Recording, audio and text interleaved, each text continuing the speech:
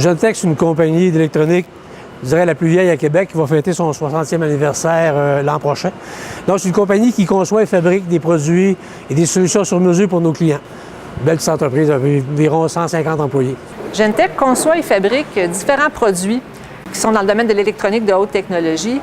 Et ces produits-là doivent être testés au niveau électrique. En fait, on parle de tests de diélectrique, c'est-à-dire on doit tester l'isolation électrique de ces produits-là avant qu'ils soient livrés aux clients. À ces stations de test-là, Gentech a identifié un sérieux risque de choc électrique. Avant, on avait une station on n'a pas de barrière tout le long, fait que on faisait directement nos tests directement sur nos appareils ou nos câbles.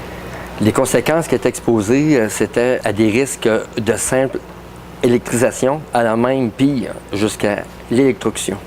Le nombre d'essais par jour, c'est à peu près 50 essais répartis dans nos deux usines. J'ai commencé par rencontrer les opérateurs. Suite à ça, j'ai consulté la R&D de chez Gentech et Multiprévention pour mettre en place un plan d'action. J'ai eu un solide support de la part de la direction de Gentech. Pour rendre la nouvelle station sécuritaire, on a commencé par acheter une surface de travail qui est entièrement isolée. Après avoir installé les rubans, branché le bouton d'arrêt d'urgence et réinitialisé le bouton d'urgence, l'opérateur installe un tapis isolant sous ses pieds, mais entre lui et le plancher antistatique.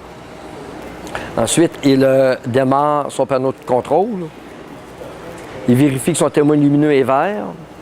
Il active le bouton de démarrage pour alimenter le générateur haute tension. Il vérifie que son témoin lumineux est bel et bien rouge pour indiquer aux travailleurs à l'extérieur de la zone qu'il va y avoir un essai haute tension. Il appuie sur ces deux boutons de commande bimanuelle pour exécuter l'essai. Une fois l'essai terminé, il débranche les câbles haute tension sur le produit. Avec les nouvelles stations,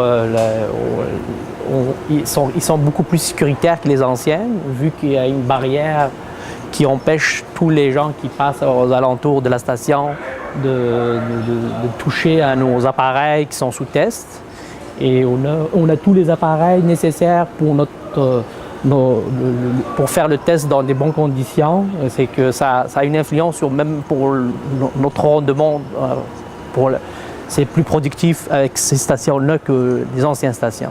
On a gagné en temps, en sécurité. Ça a rendu le travail beaucoup plus agréable là, pour les opérateurs. En menant ce projet-là de front pour vraiment régler le problème, ils ont fait la preuve que l'équipe permet de trouver des solutions viables, profitables et qui permettent d'éliminer un risque très sérieux qui avait été identifié à la base.